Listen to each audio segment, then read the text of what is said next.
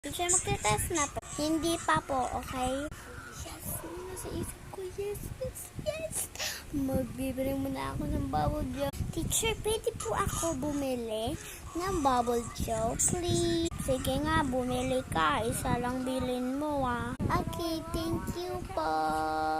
Ako, papunta ako doon sa kantin. La la la la la la la la la la la la. At ano pong bibilin nyo? Bubble Joe po. Bubble Joe para sa 100 po yun eh. Akala ko po 2 pesos lang po yun, di ba?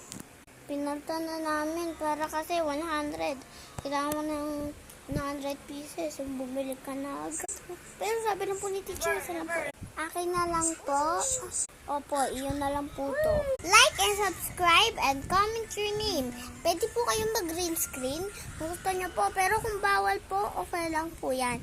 Punta lang po kayo sa ibang video. Bye-bye!